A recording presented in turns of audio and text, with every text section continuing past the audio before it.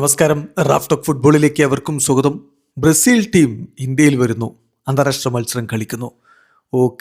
കേട്ടിട്ടുണ്ട് അർജന്റീന കുറേ വന്നതല്ലേ എന്നതായിരിക്കും നിങ്ങളിപ്പോൾ മനസ്സിൽ വിചാരിക്കുന്നത്. പക്ഷെ അങ്ങനെയല്ല.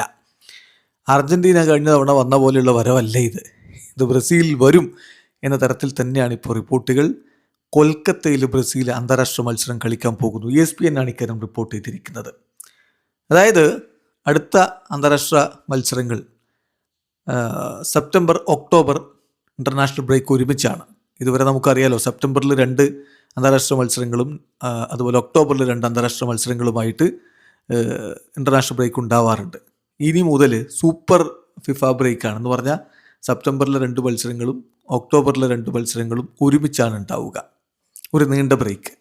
അപ്പോൾ ബ്രസീൽ ഈ സെപ്റ്റംബറിലെ ബ്രേക്കിൽ 2 മത്സരങ്ങൾ ഓൾറെഡി ഇപ്പോൾ ഷെഡ്യൂൾ ചെയ്തിട്ടുണ്ട്. അത് ഓസ്ട്രേലിയയിൽ പോയിട്ടാണ് കളിക്കുക. അത് കഴിഞ്ഞിട്ട് ഒക്ടോബറിൻ്റെ തുടക്കത്തിൽ ഇന്ത്യയിൽ വന്ന് കളിക്കാൻ വേണ്ടിയിട്ട് ശ്രമങ്ങൾ നടത്തുന്നു. നെഗോസിയേഷൻസ് മുന്നോട്ട് പോകുന്നു എന്നാണ് ESPN ബ്രസീലിൻ്റെ റിപ്പോർട്ട്.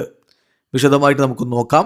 അതായത് 2 മത്സരങ്ങൾ ഓൾറെഡി ഓസ്ട്രേലിയക്കെതിരെ ഷെഡ്യൂൾ ചെയ്തിട്ടുണ്ട്. ഓസ്ട്രേലിയക്ക് പോകും സെപ്റ്റംബർ 25-ന് ടൗൺസ്വില്ലിലും സെപ്റ്റംബർ 29-ന് ബ്രിസ്ബെയിനിലുമായിട്ട് ബ്രസീൽ 2 അന്താരാഷ്ട്ര മത്സരങ്ങൾ, സൗഹൃദ മത്സരങ്ങൾ കളിക്കും. അതിനുശേഷം ഇന്ത്യയിൽ വന്ന് കളിക്കാനാണ് ഇപ്പോൾ CBF നെഗോസിയേഷൻസ് നടത്തിക്കൊണ്ടിരിക്കുന്നത്. അതായത് ഒക്ടോബറിൻ്റെ തുടക്കത്തിൽ ഇന്ത്യയിൽ വന്ന് കളിക്കുക. കൊൽക്കത്തയിലായിരിക്കും ഈ കളി എന്നുകൂടി ESPN റിപ്പോർട്ട് ചെയ്യുന്നുണ്ട്. അതേസമയം എതിരാളി ആരാണ് എന്നുള്ളത് തീരുമാനമായിട്ടില്ല. അത് വഴിയെ തീരുമാനിക്കപ്പെടും എന്നുകൂടി ESPN റിപ്പോർട്ട് ചെയ്യുന്നു. ഏതായാലും ഈ നെഗോസിയേഷൻസ് ഫൈനലായിട്ടില്ല എന്ന് വേണം ഈ റിപ്പോർട്ടിൽ നമ്മൾ മനസ്സിലാക്കാൻ. കൊൽക്കത്തയിലേക്ക് വരാൻ ബ്രസീൽ ആഗ്രഹിക്കുന്നു. അതിനുള്ള ശ്രമങ്ങൾ അവർ നടത്തുന്നു. CBF നെഗോസിയേഷൻസിലാണ് എന്ന് തന്നെയാണ് വിവരങ്ങൾ. എന്ത് സംഭവിക്കുന്നുള്ളത് കാത്തിരുന്ന് കാണണം. വീഡിയോ അവസാനിക്കുന്ന ഫുട്ബോൾ ലോകത്ത് കൂടുതൽ വിശേഷങ്ങളുമായി റാഫ് ടോക്സ് എത്താം.